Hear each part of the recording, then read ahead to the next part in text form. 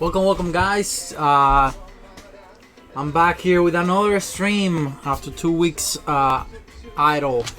Today I wanted to change a little bit the. Let me actually turn on the light.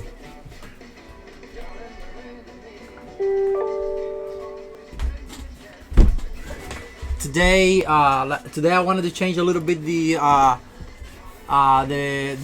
blitzing and the bullet and just get onto some type of lecture, and hopefully you guys will enjoy. I picked 4 games. Welcome everyone. Welcome Metal.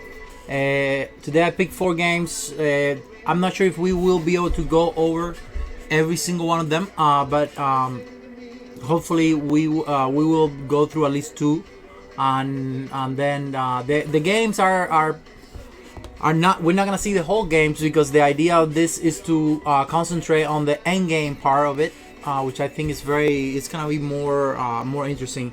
If you haven't followed the latest tournaments, the Chessable 2020 that finished, I think it was maybe a week ago.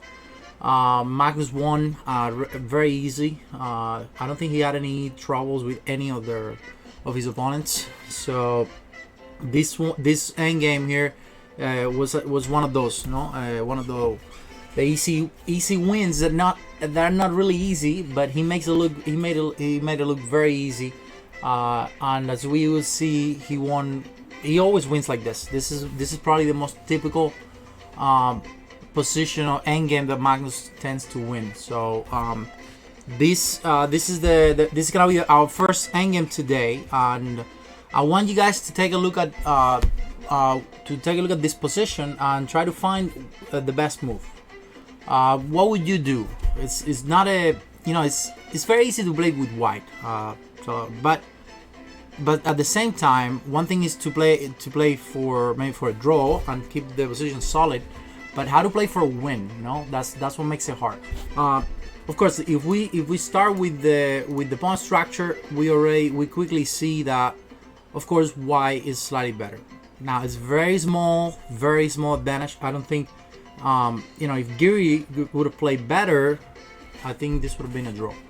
But of course, the time management matters a lot, especially with Magnus, because he plays very fast. If you haven't seen his games, a lot of his games he's up in time a lot, like sometimes even 3 times more time than his opponent. So very hard to deal with that, because if you have a 15-minute game and you're down to 2 minutes and Magnus is 10 minutes, it's almost impossible for you to make a draw, So, but still, from that to win, you need to find something real, right? You cannot just win by time on these against these guys. So, but of course, again, pawn structure wise, you got double pawns, but more important than that is the isolated pawn Black has on e5. In fact, to me, this is definitely the biggest advantage right now. So let's think about this for a second, and how are we gonna attack this pawn is one big question on this angle. Black is gonna try to go maybe rook f8, rook f2, or rook g8, and try to just double rooks, maybe somewhere on the 7th rank. Activate the rooks in a way that white cannot really do much. That's the idea. Maybe bring the king. There's another idea like c5, c4, and try to get the pawn trade. That would be fantastic because you want to get rid of of your double pawns. But there's another move here Black might be doing, and that's also knight b5. So this knight, as you can see, doesn't have many good places to go. I mean, you can maybe put it on d4 or f4. That would take you a little while. You can maybe go knight b7, knight c5, knight e6. That's slow. That's pretty slow. So what would you do? I mean, that would be the first question. I give you a couple seconds and see if you can find Magnus' next move. It's pretty crazy.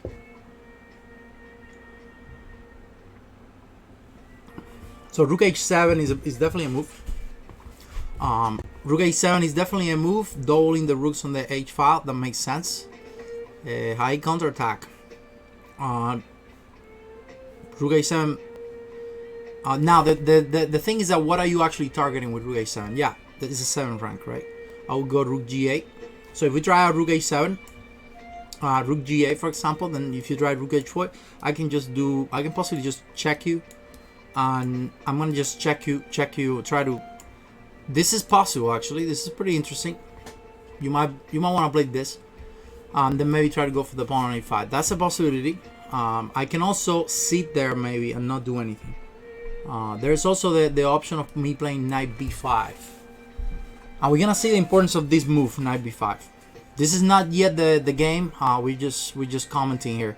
This move is pretty interesting because if I take, maybe now I can trade the rooks, and I got rid of that horrible knight on d6. That's not really doing anything. Now Magnus had a much better idea, for this knight. Instead of allowing the guy going knight b5, he makes a move that I personally would have never made, because I thought, well, knight b5 not a big deal. I just take the knight, and he's got the double pawns. I would just put my rooks on the 7th rank. It looks good. I mean, it doesn't look winning, but it's not bad. I think it's actually, to me, it's almost an improvement, no? So something like Rook a7, like what Metal suggested, looks pretty good if this happens. So I don't know. I think this is better for white too, but no, Magnus had a better idea. He goes a4 in this position. Bam, a4, beautiful move. Very tough move to make. First of all, it's almost like a random move, no? Who would think about moving a pawn on the left side? That just doesn't make much sense. But look what you're doing, right? Stopping knight b5, not letting the knight to be traded by this guy. And then now the knight has to come around a long way to get any activity. That's a ton of moves that you could use to attack the weaknesses, right? So the game went on with a5, which I think is a little weird. And now the next move is also very important. So once again, you might want to think about Rook a7, try to activate the rooks on the 7th rank, and maybe get some initiative there. But it's hard, no? Because even doubling the rooks is hard. How would you double your rooks? You go Rook a7, then put a rook on e7 because you don't have this or this. Then maybe Rook h1 and the Rook a7. That takes forever, right? It feels like it takes forever. So, so Magnus, instead of going for all this doubling, that could be easily trade too, because you see once again, Rook a7, Rook g8, Rook h1. I just go Rook g1 check. I get rid of your rook. Magnus has a better idea for that. So instead of going crazy with all these doubling rooks and figure out how you can even make it happen, he just goes, you know what? I'm gonna get rid of the one rook that's protecting this pawn on e5. Because remember, we don't forget about the e5 pawn. This is gonna be the key to the winning game for Magnus. The weak pawn on e5. So here's the deal. Of course, if you take the rook, I take with the rook, and then now I'm threatening rook g5. Then at least your knight or your rook will have to be passive to his pawn, giving me more freedom, no? More activity. And what did Giri do? He just played rook g8. Makes sense. Rook takes. Still protects the pawn on e5. Makes total sense. He keeps his activity, so that if you go king d2 or something like that, I might be able to go give you some checks, right? So far so good. But then this is one of my favorite moves of the game, if not my favorite. Supposedly not the engine's favorite move, but it was a move that Magnus made, and you'll see later that it actually makes a ton of sense, and I really like the move.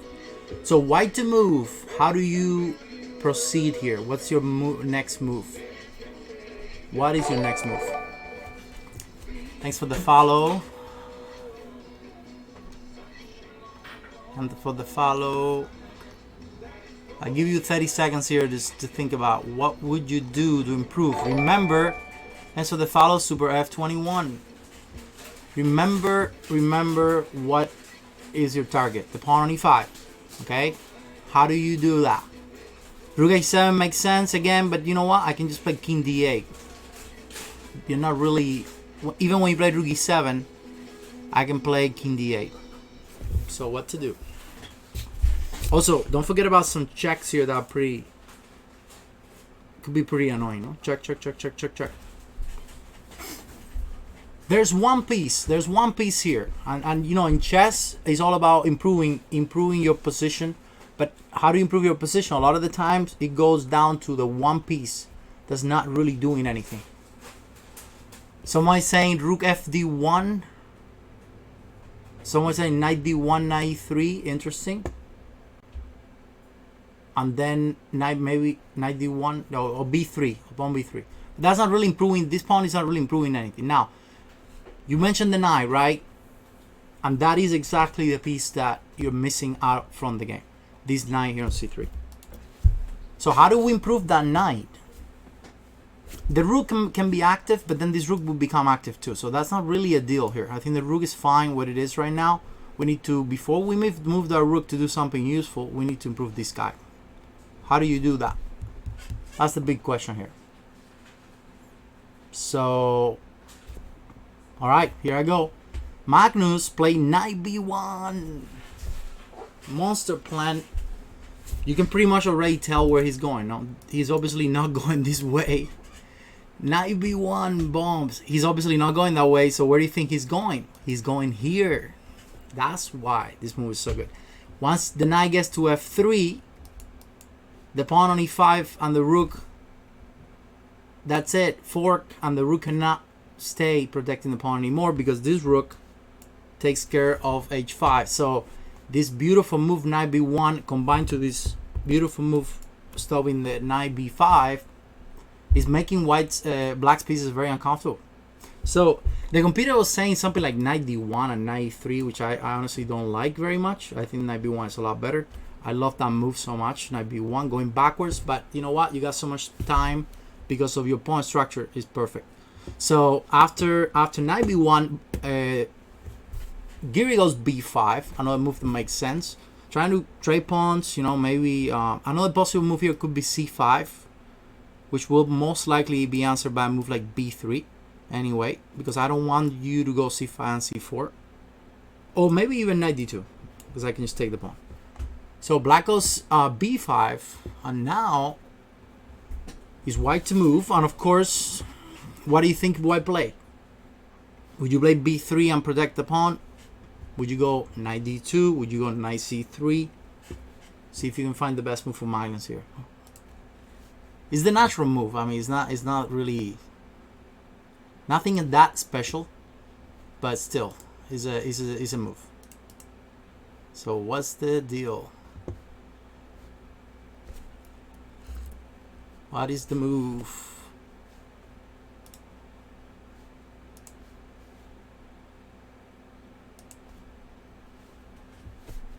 One second here. Put some music.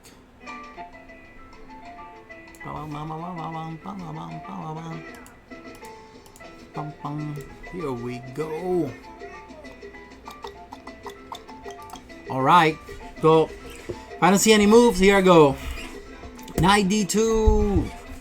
Simple. I mean, if you take the pawn, I go knight f3 and I get the pawn. So that's not an option, because you don't want to take a pawn and then get this double isolated pawn. Look at the pawn structure now, right? It's horrible. Double pawns. The pawn on e5 is coming. Knight f3. Life is good. So Giri goes after knight d2. Of course, he's not gonna take the pawn, so he moves the rook away to g3.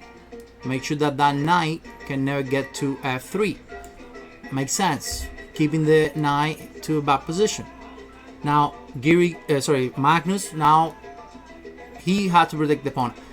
So here's the thing. Taking this pawn is not so much. Losing this pawn is not so much about the pawn itself, but it is a matter of this knight. This is what matters. So if you go king d1 to try to go maybe king e2 and activate the knight later, I can take the pawn and suddenly again what you worked on pretty much for the last 5 moves, you're now letting the knight come in again. Knight b5, knight d4, and again it's all about piece improvement, right? If I'm improving my knight, I don't want you to improve yours, so I play what? b3. I mean, it's simple, but it's simple that follows also an idea. So b3, bam, beautiful move. And then after pawn takes pawn, I still control the knight. the whole purpose of the first move when we started, a4. So that's a beautiful move, keeping things simple. Now black goes c5, and here Magnus makes a mistake. Now, a mistake that's not a blunder or anything like that. But basically, we gotta follow up with our initiative, and why he could have played better, and he didn't. So I'll give you guys a couple of maybe half a second here to tell me, see if you can find the best move. See if you can find the move that Magnus didn't find. White to move.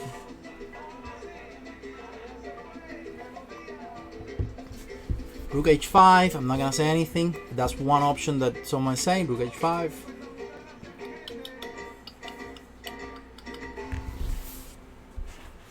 Let's see. So what am I trying to do? That's the first thing you have to think, you know. I'm trying to play c4. I'm trying to get rid of my dull pawns and create some isolation here. And then I got some compensation. That's what I'm trying to do. I also have some checks. If you move your rook anywhere, I would maybe go checks or something like that to create again. No, it's rook h5. I think I was also gonna play c4. So things to think about if it works. So you have to calculate all that before you make a move here. This is a key moment of the game.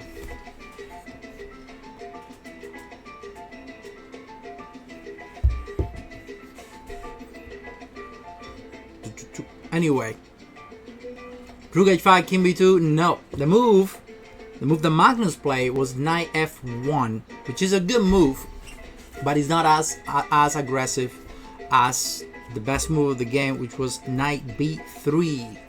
Bam. And now the problem is that I'm taking the pawn on c5, so you have to, of course, I don't think you want to go knight b7. That would be very scary, and you can practically not move. So I start moving my king up.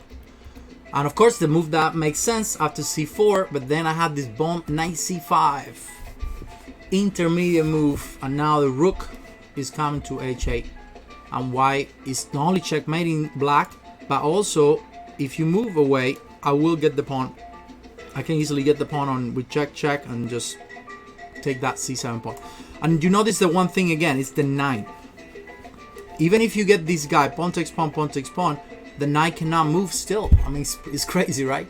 A knight that is in the center, but cannot do anything. So pretty amazing idea with this a4. So knight f1, and now black goes rook f3. So knight b3 was almost not winning, but very big advantage for white. Black goes rook f3, and then white goes king d1. Now, of course, this is at the moment you put the knight on f1. You don't really have much. I mean, you can do king d2, but at the end I'm basically going king e2 and then knight e3. I need to get my knight somewhere, and of course that somewhere should be here, maybe here, a little more active than being here on d2, right? So c4, of course, king e2. That's why he won king d1, rook f7. Now, interesting enough, he doesn't go knight e3 now. Because, well, I mean, I don't think it matters that much, but he goes knight d2 instead. The idea is to take the pawn. So he's going to try to, probably not with the knight, but with the pawn. Take with the pawn and then maybe go c5. Hopefully get something and maybe even get the pawn on a5. This guy, so Giri goes rook g7, and then finally he gets, so this is all waste of time, and you see what happened at the end, king f3. If you go rook f7, the idea is to go king e3. And if you go rook here, then the idea is to finally go somewhere rook h5. And then that's finally what he came for. Now he's trying to just get that pawn. You don't really have a check because I got king f2. So you're gonna have to go passive, and then I probably just get the pawn with either one, but I can also go knight f3. So the position is already very bad for black, as you can see, and all based on the pawn structure and of course the initiative. So king d7 was played, and then rook h5, the main idea, no, to attack the pawn. Black goes rook g1, which was not the best move, but I don't want to spend that much time. I want to show you the position, which is very nice. So Magnus gets the first pawn, and now that's it. I mean, this is pretty much over, almost over now.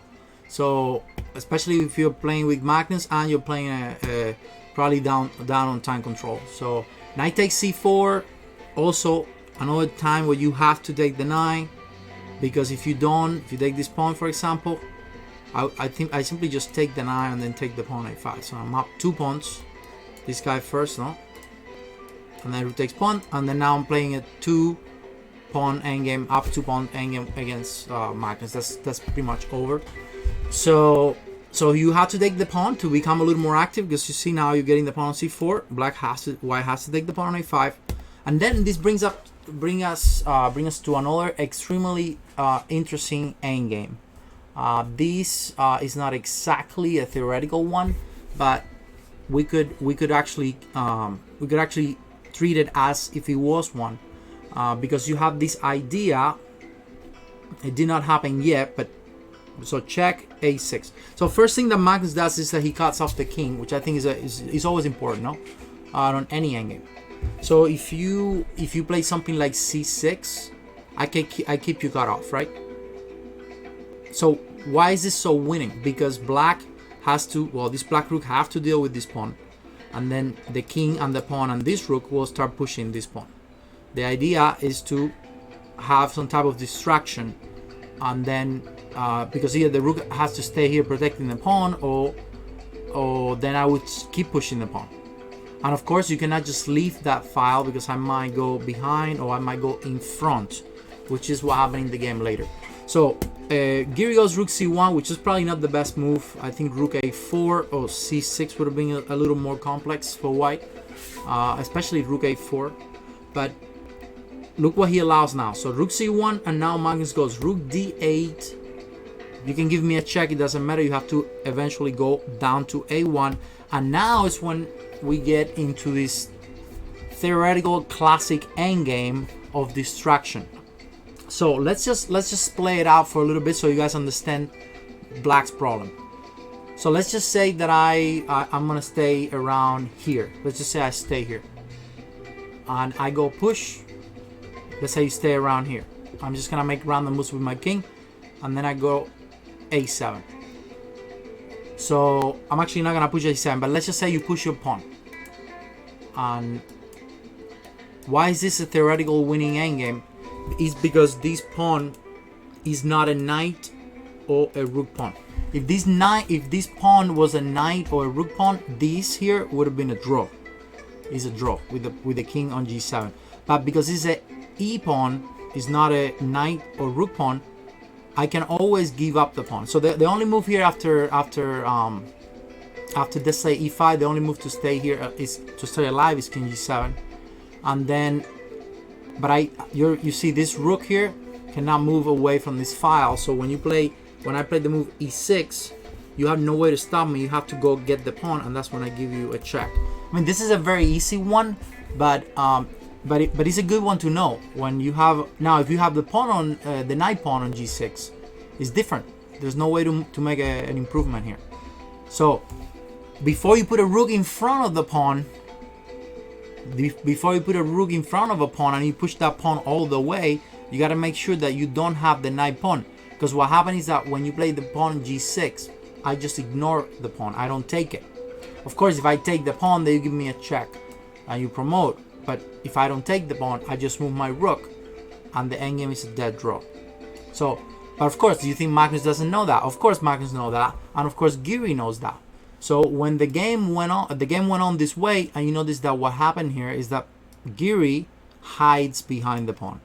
So he doesn't allow the check from behind. Because of course what I want to do here eventually, I want to play a7, then gives you a check, and then promote. That's the idea. And Giri of course stops that by playing king c6, and now is when you apply distraction. Now, what do you think, guys, about the move a7? What do you think about what happened if I play a7? Is that possible? Is a7 possible? I think it's pretty bad, right? King b7 and easy money, right? Boom, king b7. Draw. I mean, you can play as much as you want, but I'm getting the pawn for free because you don't have the check. You need the check. Check, I take the pawn. Maybe you can hassle. Of course, white is the only one who can really hassle here because your king again is cut off. But I don't think it's enough because I have time to go. I think I have time to go and cut myself off maybe. Yeah, and then I have time to go. So this is an easy draw, of course. Watch out. I mean, it's a draw. So that's not an option, of course. A7 is A6. A7 is not an option. So what's left to do? Well, you gotta use this pawn. Now, what do you think about E5? Just keep thinking about this. What do you think about the pawn E5?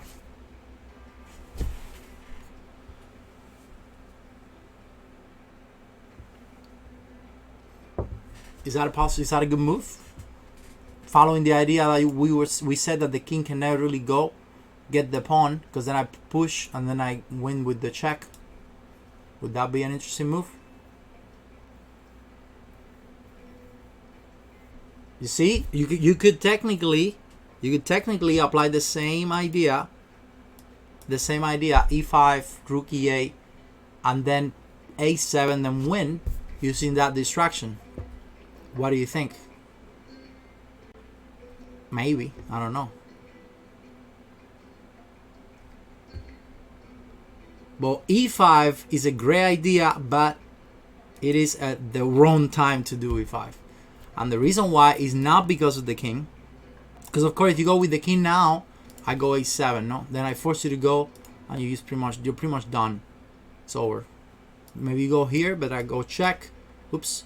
Otherwise, I promote, and the same idea you have before doesn't work because I E7. Or I can also go rook B8, check, and then something like that wins, right? But the problem is that against E5, I don't go king D5. I go rook A5. Bam. And now you're completely lost. It's a draw. So, hi, Curly. Welcome, everyone. Welcome. So, yeah, after rook takes pawn, it's over. E6 doesn't work because I go rook E5. Now, this could have been a little more difficult if maybe a move like rook E8, but then I still have king D7, so black still survives. The rook A5 is a monster, and it defends the position. So, going back to this, you want to push E5, but you need what?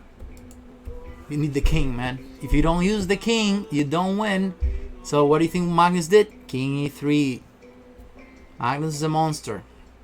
So, he goes rook E1 check. It doesn't matter.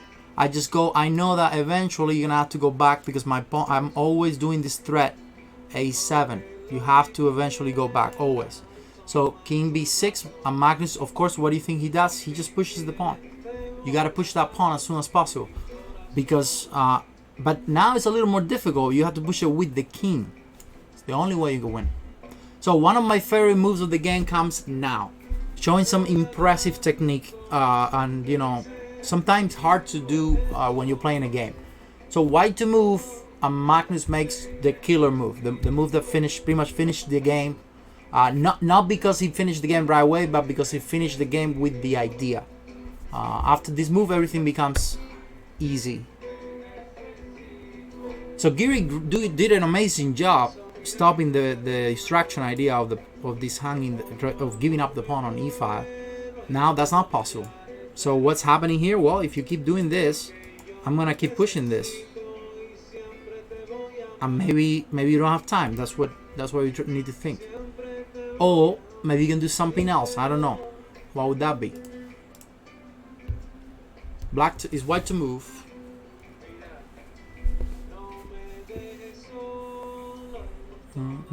I think that there are multiple ways you can win this possibly, but this is a nice idea and good. So Magnus, I think king f5 would have won too, but he goes rook c8. And you can do king f5 and give me checks, push this pawn, but eventually you're gonna have to do the same thing because you know what? You cannot really win if you don't use your rook. This pawn is coming. So the idea is that you're gonna have to give me this pawn, but I will get this pawn, and what happened later is what really matters.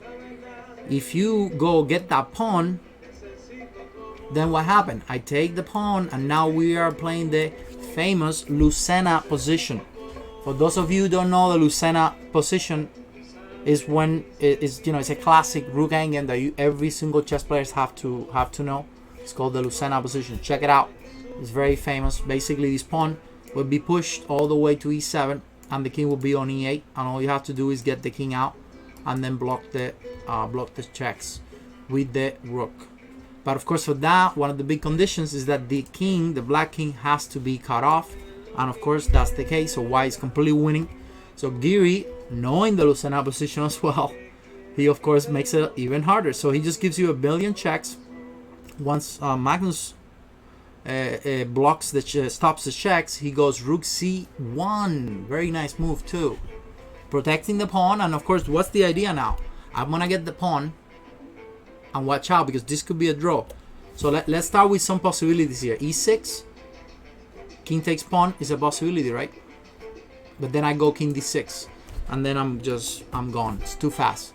My king's too fast. Usually, in another case where this pawn is a little more advanced, the idea is to give up the queen, give up the rook for the pawn, and maybe with the king and the pawn together, I can get the rook back and make a draw.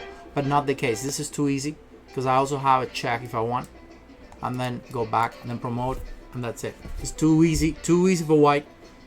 So Giri goes c4, pushes the pawn, but then he doesn't change anything. Black goes king d7, check again.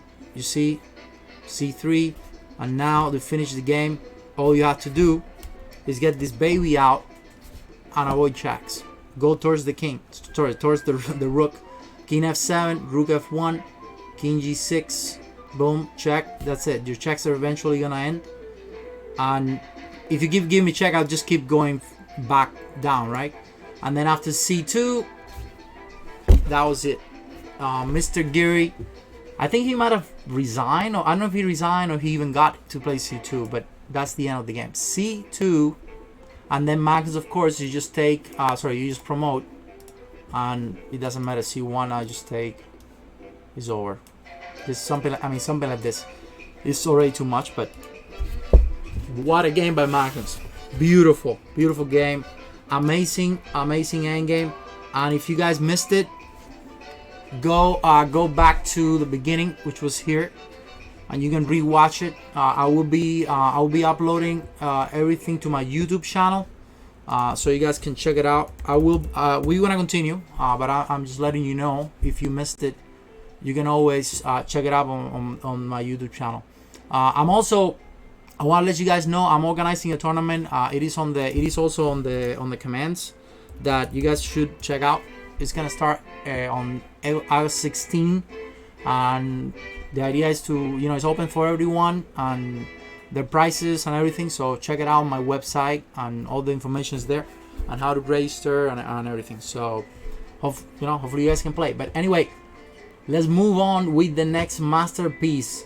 All of these games are from the Chessable Master that just finished maybe a week or two ago. Actually, yeah, July 3rd. This game was July 3rd. So let's move on to the next game. Another masterpiece. This one was a lot easier than the one before, especially because it was a lot easier because it was never that. It was a lot more clear than the one we saw before. The other one was the last one. Like as you saw, it was very difficult. You would not think that he would win that endgame so easily, So in this position, Black makes a move that is pretty much giving up. So White goes knight c3, attacking the pawn on d5. This is Magnus with White, and Fabiano goes rook f e8. Now this move is okay. It's not bad because well, what do you think? Can I do knight takes d5? Think about it for a second. I need to use the restroom real quick, and I'll be back. So the question is, can I take on d5? Would you go for that line?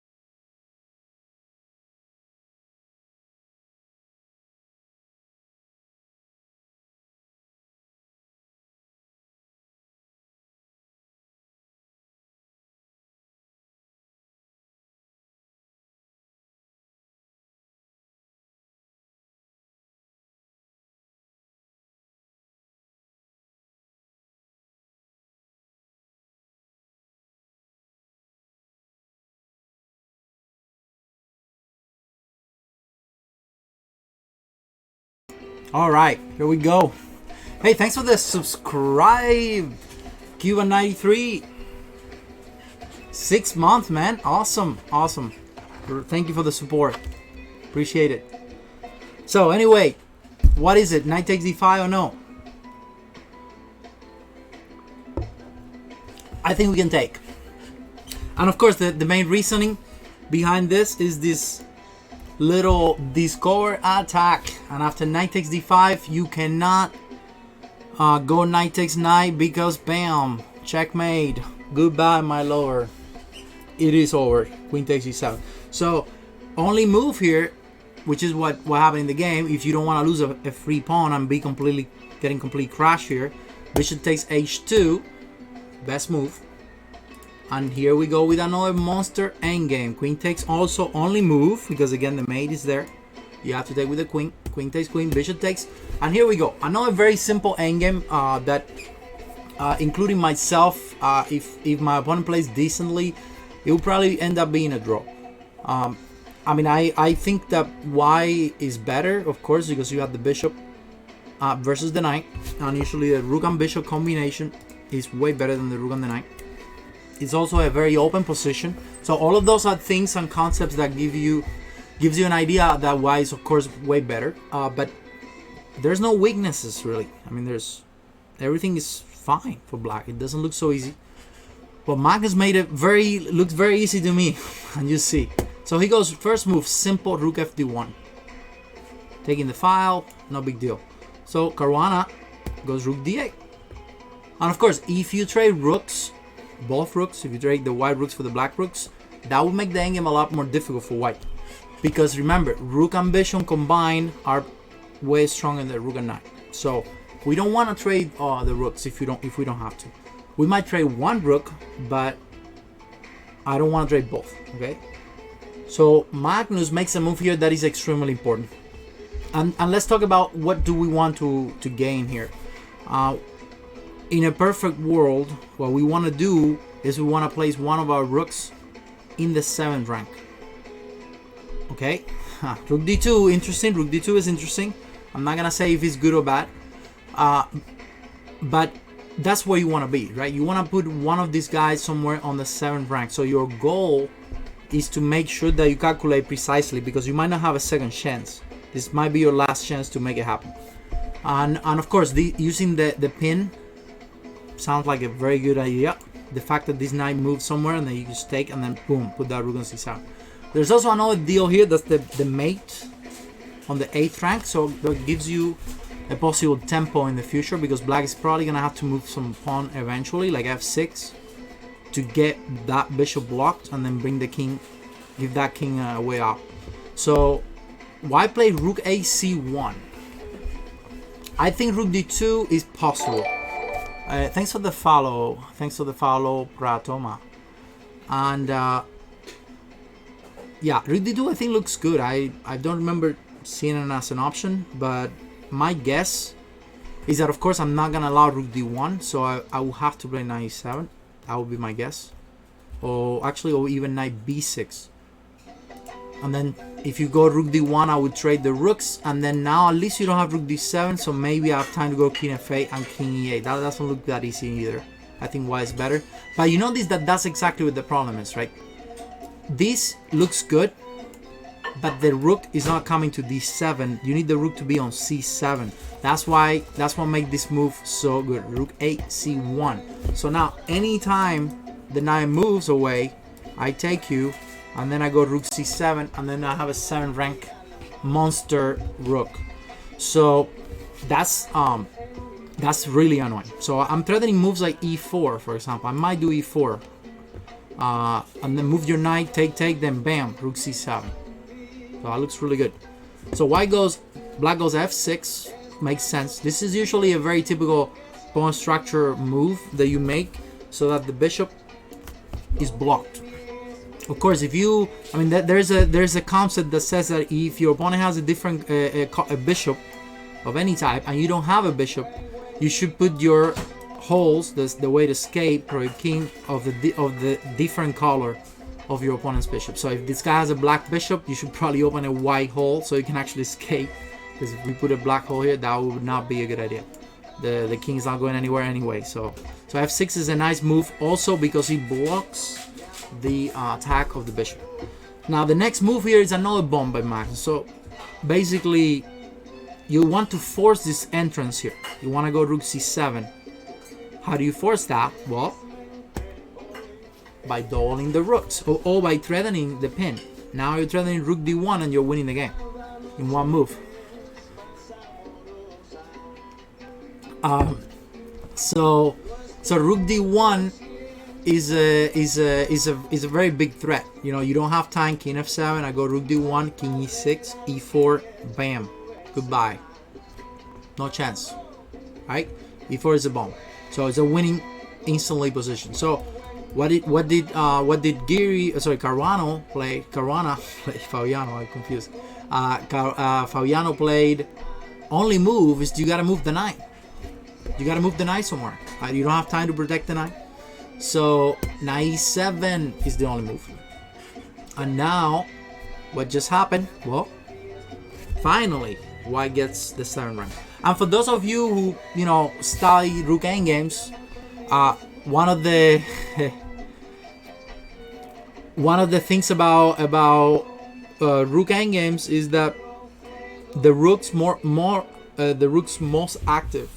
In most endgames, the most active rank for a rook is the 7th rank. So if you can get that one rook, or even better 2 rooks on the 7th rank, then you know that you have a gigantic advantage. So you don't want if you can do that. Of course, this was the moment. Rook c7, bam. Now you're taking the pawn on b7. You're taking g7. You see, this is already practically over, especially with Magnus on the mount. You have no chance.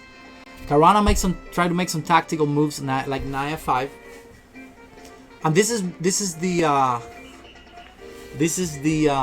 moment where you have to make the strongest move. There are a couple moves here that work, but I'll give you a moment here to think about what would you play. And of course, always start with what is black trying to accomplish here. The idea is that if you do rook takes rook, and you go rook takes b7, let's play it out so you understand that it's not that easy. Black also gets a 7th rank rook and a possible problem on f2, e3, maybe a2. So not so easy, right? Life is not so easy, especially when you're playing Fabiano. So would you go for that? What else do you have? That's what you need to think. So it's white to move. Rook d7, I love that move. Not the best move, but I like it. Rook g4. Oh, or rook takes b1. How is that? That's not even a move. Super f21. Rook takes b7 is definitely not. Rook takes b1 is definitely not a move. I'm taking the rook. Oh, you mean, well, if you do this, then thank you very much. Now you lost. Knight takes rook. So you have to do something with the rook, with this guy here. So yeah, rook takes rook is, or rook g4 so far, or rook d7. Yeah, if you lose that rook, then Magnus would have killed you here. So no. Rook takes rook. Rook takes rook is actually a very good move. But you have to make the very, very weird, very hard to find move, e4. E4 would have been very, very annoying. The move e4. And then y is better. But not as, I don't think it's as good as rook g4, the move that Magnus plays. And of course, after rook g4 is very, very hard for black. There's a million threats here. So let's start with bishop takes f6. That's the easiest one. It's right there for you. Bishop takes f6. I'm taking the pawn on g7. I'm also taking the pawn on b7. Do I need more? I don't think so. I mean, this is pretty much it. Everything is falling apart. Now, the complicated move here is h5. And that's the move that looks scary. If I see rook g4, I would see h5. And we'll probably end up doing something else. And I'm probably end up doing rook takes rook. What do you do after h5? What would I play?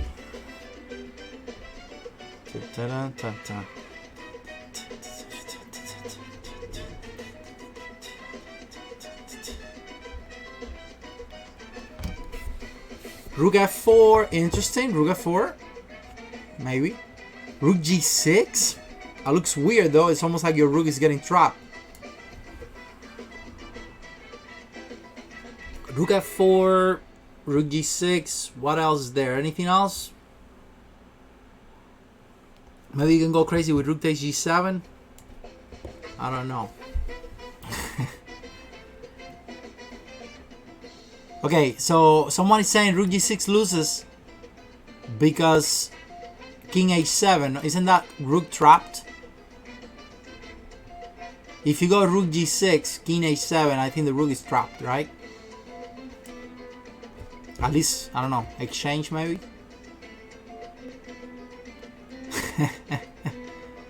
Now rook g6? I go king h7. Oh, okay. Someone's remembering this game. Okay. Now I know. And of course, you think Magnus is gonna play rook g4 to go rook f4? That makes no sense. He would have gone rook takes rook. You know, he goes rook g4 because he saw rook takes g6. Bam.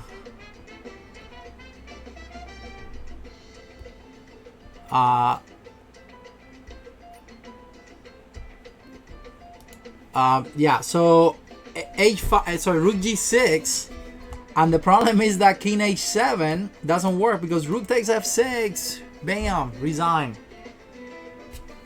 I mean, it's not that completely winning or anything, but the problem is that I'm taking a pawn, I'm taking another pawn, I'm taking your knight. Amazing, I mean, amazing. And the problem is that you don't have anything else because I'm threatening e4. So if you go king h8, trying to get out of all the spins, I still play e4, and then I would be taking on g7. So it's over, my friend. It's completely over. So basically, after h5, rook g6, Caruana tries to go a little more difficult line, which is rook e8. Now, rook e8 makes total sense because white is trying to play the move e4. So why not? Let's stop the one threat, no? In chess, whenever your opponent is trying to do something, step number one, if you want to find the best move, try to see what he's trying to do. Step number two, stop it. And if e4 is the killer move here that finishes the game because g7 is hanging, then you gotta stop it. You gotta allow you cannot allow e4. So rook e8 is pretty much the only move. Maybe you can do rook c8 and then rook e8, but you end up doing rook e8 no matter what. G4 is definitely not coming because pawn takes pawn.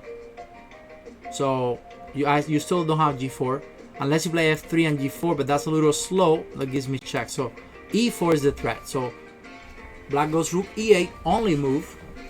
And now, what do you think white plays? The next move is pretty easy. I mean, I think you guys can see that one very fast. Bishop takes F6. Yeah, bishop takes F6. Bam. And now, of course, I'm taking G7. I'm doing a lot of stuff here, right?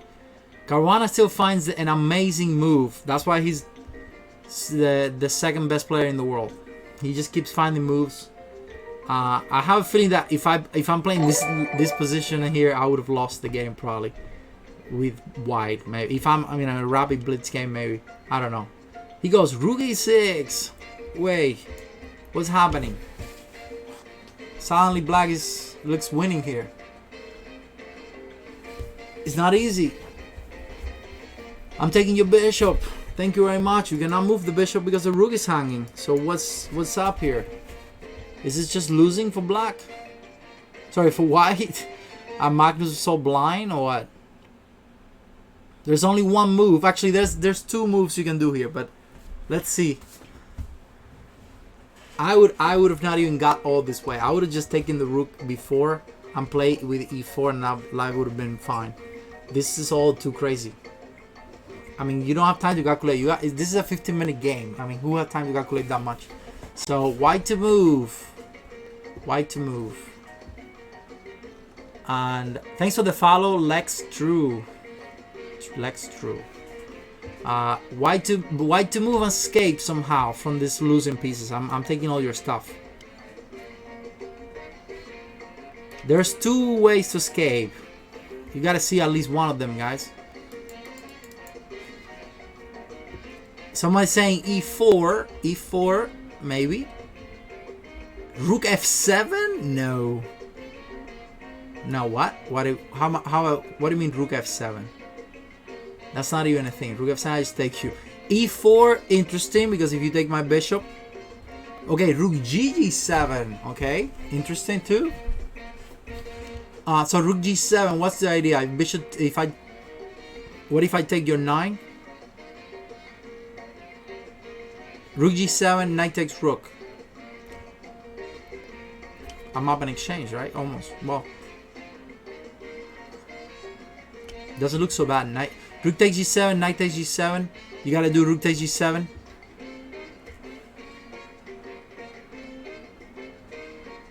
Okay, allow. Okay.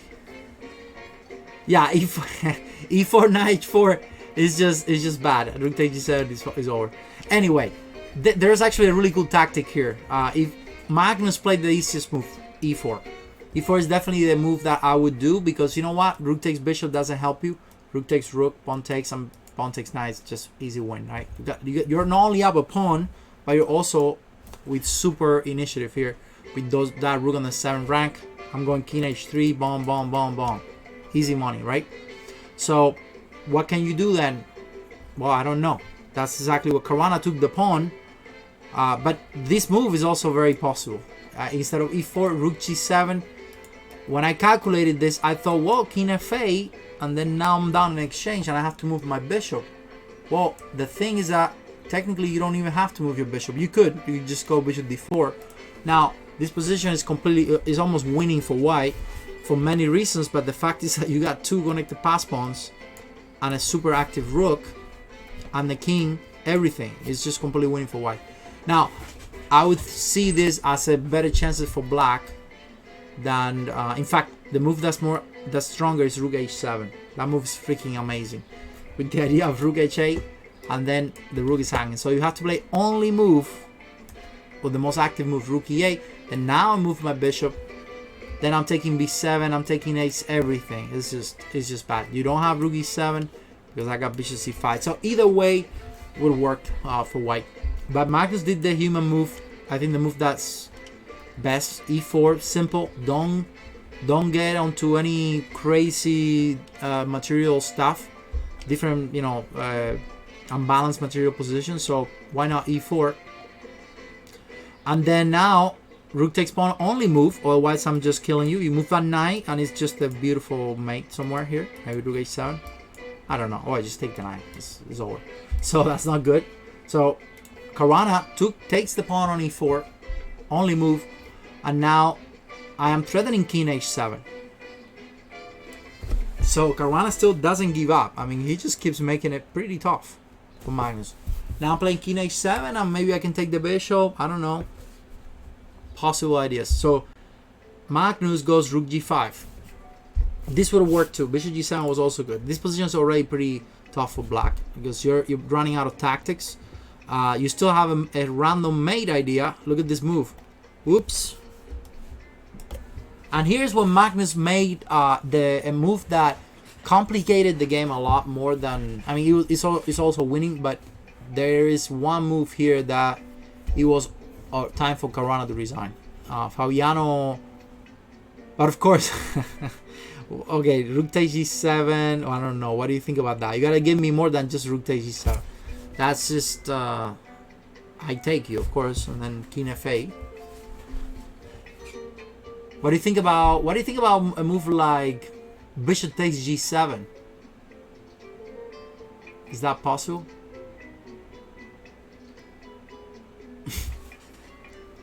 Is bishop takes g7 possible? Oh wait. Is possible rook takes 9? I don't know. If you wanna get mated. Yes, if you want to get mated, bam, rook e1 loses. Okay, so yeah, so rook e8 is an actual threat. And that's why Magnus played the move g3, that again, a very human move, the move that most people in the world will play, g3. I would have played g3 as well.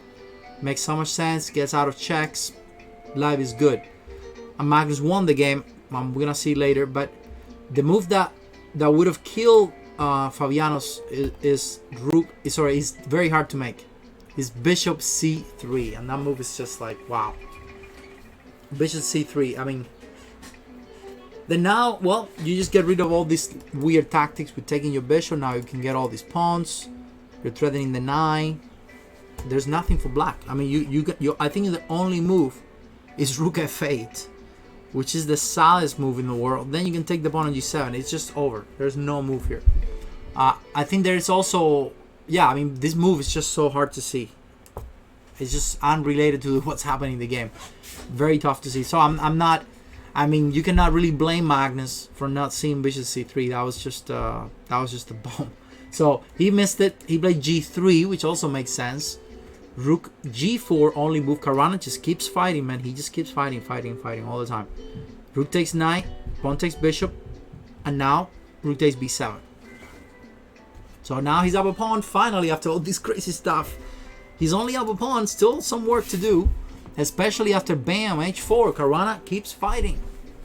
You gotta be careful, because if you trade too many pawns, I might have a chance of a draw. Remember that you know, there are a lot of endgames out there where 2 pawns are not enough when you're talking about rooks, especially if these rooks are active. So now Magnus makes the move that pretty much kills the game entirely. King g2 is the move that, again, most of us would probably play, but you know what? I take you, and if you take, I go rook e3, and even though this might be winning, it's not easy yet because I have my initiative, you know. You go here, I go check. I'm not giving up my initiative. I'm trying to give you some checks. I don't know. Should be winning anyway, but it's not easy yet. Or I can also play. I think I can play rook e2, rook f2, check, and then go something like a5 maybe and a4. Yeah, it should be winning, but another story, not as easy as the one that Magnus wrote. So white to move, and Magnus goes. We'll see. Guess one more move. I'll give you 1 second here. Magnus goes rook f4, boom, and after rook f4 is just very hard. Why is rook f4 so important compared to any other position? Well, the rooks are not getting active with check, so rook takes rook, pawn takes pawn, and again he's got 2 pawns on almost 2 pawns on a rook endgame because he's getting this guy, and this guy is not gonna be worth it anyway. So Giri goes rook a8, king g2, a5 there, a4, thank you, and now he's got a pass pawn. But there's another important thing to notice here, and that's that the rook is cutting off the king. So this is not a typical only, you know, 1 or 2 pawns up position. This is a completely losing endgame because this king is cut off. In fact, I don't even know why Giri continued playing. He played rook a5, bam, and then this game went on. But basically, all you need to do here is push this pawn all the way. Oh, it's not Giri, it's Caruana. But basically, if I push this pawn to b6, your rook can never move out of here. So he plays f5, and of course, while your king comes to get this guy, then I get this guy. So Caruana goes king fa, and it doesn't really matter because I go b6. You have to go rook b5 before I go rook c7 and b7. And then this guy goes, Caruana goes rook b5. But of course f3, this is just a waste of time, but you don't really need it. Because the fact is that this king can never really take anyway. So you see what happened, king h5, rook takes pawn, king g6. And of course, if you go back to b5, f5. And now it's over. I mean, I just take this pawn and move my king away. And I can actually, the idea is that at the end I'm going to come this way to help this pawn push, move the rook away, b7, b8, easy money, right? So Caruana tries rook takes pawn, one last chance here to try for a draw, but it's not enough because now when you go, you're not on the b file. So how do you finish this up, guys? One more move and Caruana resigns.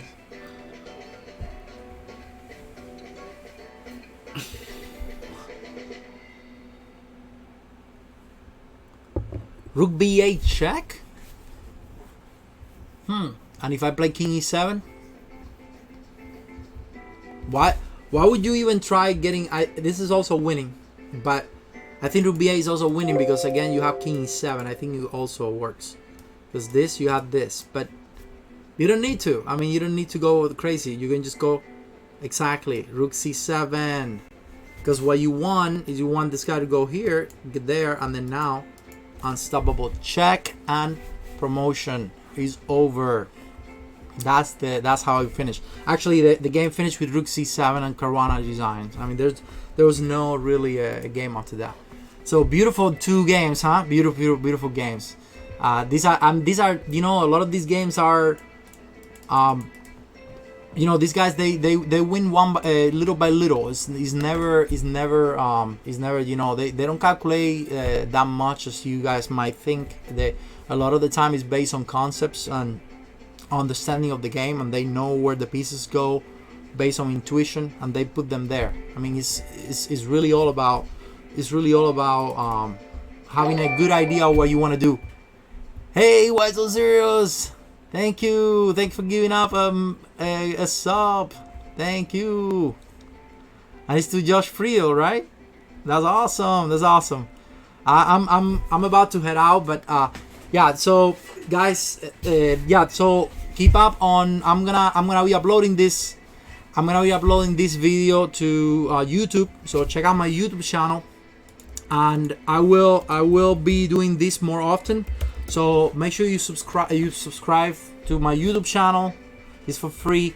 And make sure you follow me here on Twitch, because I will be doing more of this stuff. I'm pretty sure that I will be doing every 2 days. Maybe I have like 3 more endgames that I wanted to show you, but it's only 1 hour, so I only wanted to do 1 hour. So next time, make sure you follow me, so you know what I'm doing. The next one that will be most likely, today's Tuesday, so most likely on Thursday or Friday. Okay, so again, remember that I'm organizing a tournament.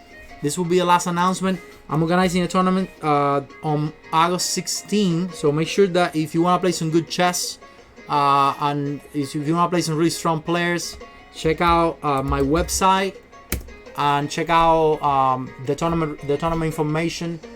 There's about 25 GMs already registered. Very strong tournament. Is open for everyone, and well, you have to pay a registration fee, but they're pretty good prices for pretty much everyone, including, you know, GMs, underrated players, or any players.